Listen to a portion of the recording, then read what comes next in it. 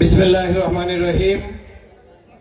বাংলাদেশ জামাত ইসলামী ঝালকাঠি জেলা কর্তৃক আয়োজিত আজকের এই বাঁধ ভাঙা উচ্ছ্বাসে উজ্জীবিত সারা ঝালকাঠির বিভিন্ন প্রান্ত থেকে আগত কর্মী সম্মেলনের সম্মানিত ডেলিগেট বৃন্দ, আজকের মঞ্চে উপবিষ্ট প্রধান অতিথি সাবেক সংসদ সদস্য বাংলাদেশ জামাত ইসলামীর সিনিয়র নায়েবে আমির অধ্যাপক মুজিবুর রহমান সাহেব সহ আজকের অনুষ্ঠানের শ্রদ্ধাস্পদ সভাপতি আমাদের ঝালকাঠির নয়নের মণি অ্যাডভোকেট হাফিজুর রহমান সহ মঞ্চে উপবিষ্ট জাতীয় নেতৃবৃন্দ, বিভিন্ন প্রিন্টিং মিডিয়া, ইলেকট্রনিক্স মিডিয়ার সদস্যবৃন্দ, প্রশাসনিক কর্মকর্তা বৃন্দ, পুলিশ বাহিনী, স্বেচ্ছাসেবক ভাইয়েরা, আসসালামু আলাইকুম ওয়া রাহমাতুল্লাহি ওয়া বারাকাতুহু। আজকের আমি একটি বার্তা নিয়ে আপনাদের কাছে উপস্থিত হয়েছি। শেখ হাসিনা যখন 5 তারিখে বাংলাদেশ থেকে পালিয়ে গিয়েছে, তখন বাংলাদেশের মানুষের জন্য আনন্দের সংবাদ থাকলেও আরেকটি দুঃসংবাদ হচ্ছে বাংলাদেশের মানুষের মধ্যে অনৈক্য তৈরি করে তিনি বিদায় নিয়েছেন। এখন বাংলাদেশের মানুষকে সিদ্ধান্ত নিতে হবে, আগামীর বাংলাদেশ ইসলামের বাংলাদেশ, আগামীর বাংলাদেশ কলেমার বাংলাদেশ।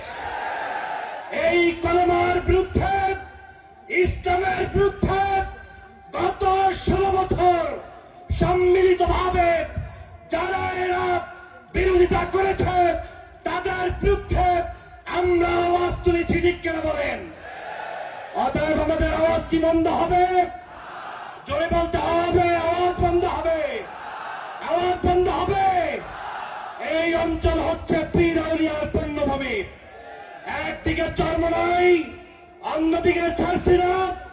আর যেই ভূমিতে বসে সমাবেশ করছেন, সেই ভূমি হচ্ছে ইত্তেহাদ ওয়াল ইখতিলাফ মতলক্ষ্য সৈয়দকুলদের প্রবর্তক হযরত কায়েদ সাহেব হুজুরের পুণ্যভূমি, ঠিক কিনা বলেন?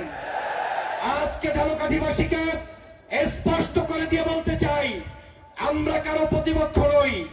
ব্যক্তিগতভাবে রাজনৈতিক দর্শন ভিন্ন থাকতে পারে, কিন্তু আগামী দিনে বাংলাদেশে আলেম ওলামাকে অবজ্ঞা করে, ইসলামকে অবজ্ঞা করে, ধর্মকে কটূক্তি করে কোন শক্তিকে ক্ষমতার মস্তদে বসানো হবে না, হবে না, হবে না।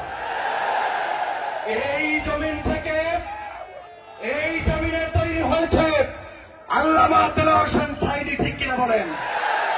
দেলোয়ার হোসেন সাঈদী সাহেব কি এমনি এমনি মারা গেছে না তাকে মারা হয়েছে? আল্লামা দেলোয়ার হোসেন সাঈদীর রক্তে যদি তোমার বুকে থেকে থাকে, এই অঞ্চলের যুবকদেরকে দাঁড়িয়ে তাকবীরের ধ্বনি দিতে বলছি, নারায়ে তাকবীর, নারায়ে তাকবীর, কালেমা গো মুসলমান, কালেমা গো মুসলমান। বসুন, আপনাদের কাছে অনুরোধ রাখতে চাই, বাংলাদেশ নিয়ে ষড়যন্ত্র চলছে। একটি গোষ্ঠী নতুন করে ষড়যন্ত্রের বীজ বোনা শুরু হয়েছে। তালুকদারি পেয়েছ নাকি? গত 16 বছর পর্যন্ত যেই সকল আলেমদেরকে ফাঁসির কাস্টে লটকিয়ে হত্যা করা হয়েছে, তারা এই বাংলাদেশে কোনো অন্যায় করে নাই, ঠিক কিনা বলেন? আপনাদের কাছে জানতে চাই, গোলাম আজম কোনো অপরাধী ছিল? সাঈদী সাহেব কোনো অপরাধী ছিল? কাদের মোল্লার কোনো অপরাধ ছিল? নিজামী সাহেবের কোনো অপরাধ ছিল? আলী হাসান মুজাহিদের কোনো অপরাধ ছিল? মীর কাসেম আলীর কোনো অপরাধ ছিল? সাকাত চৌধুরী কি কোনো অন্যায় করেছে? তাহলে তাদেরকে যারা ফাঁসি দিয়েছে, সেই শেখ হাসিনার তালে তাল মিলিয়ে কথা বলে রাজাকার শব্দ উচ্চারণ করার ট্রিটমেন্ট কেমন হয় বাংলাদেশের জনগণ 5 তারিখ দিয়ে দিছে, তাই নাই? বাংলাদেশে ঢাকা বিশ্ববিদ্যালয়ের রোকেয়া হল থেকে এই শেখ হাসিনা যখন বলেছিল রাজাকারের বাচ্চাদেরকে স্থান দেওয়া হবে না, বাংলার প্রত্যেকটি প্রান্ত থেকে 24-এর গণঅভ্যুত্থানের জন্য মানুষরা ঐক্যবদ্ধভাবে লড়াই করেছিল, ঠিক কিনা বলেন? অতএব আজকে যারা নতুন করে স্বপ্নে দেখেন যে বাংলাদেশে আবার ভিন্ন কেউ ক্ষমতায় আসলে আবার ওই রকম রাজাকার ট্যাগ লাগিয়ে বিচার করবেন, তোমাদেরকে বাংলাদেশের স্টেজ বানিয়ে তারপরে বিচার করা হবে, ঠিক কিনা? অতএব আসুন, আমার আহ্বান একটাই, দল চিনি না, মত চিনি না, ইসলামপন্থী মানুষদেরকে জানতে চাই। ইসলামপন্থীদেরকে বিভিন্নভাবে অবজ্ঞা করা হয়েছে। বাংলাদেশের স্বাধীনতার পর থেকে যতবারই ডানপন্থীরা ক্ষমতায় আসছে, ইসলামওয়ালা, দাড়িওয়ালা, টুপিওয়ালার সহযোগিতা ছাড়া কিন্তু আসতে পারে নাই।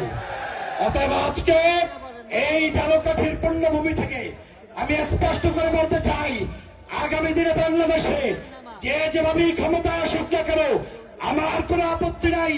আপত্তি এক জায়গায়, দাড়ি নিয়ে কথা বলবা, টুপি নিয়ে কথা বলবা, ইসলাম নিয়ে কথা বলবা।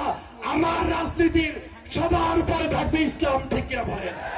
আমার রাজনীতির সবার উপরে থাকবে কলেমা, ঠিক কিনা বলেন? অতএব এই কলেমা যদি বাংলাদেশের প্রত্যেকটি পদে প্রান্তরে প্রতিষ্ঠিত করতে চান, আবার সর্বশেষ দাঁড়িয়ে আরেকটি তাকবীরের ধ্বনি দিতে হবে, নারায়ে তাকবীর, নারায়ে তাকবীর, কালেমা গো মুসলমান, বাংলাদেশ, বাংলাদেশ। আসসালামু আলাইকুম ওয়া রাহমাতুল্লাহি ওয়া বারাকাতুহু।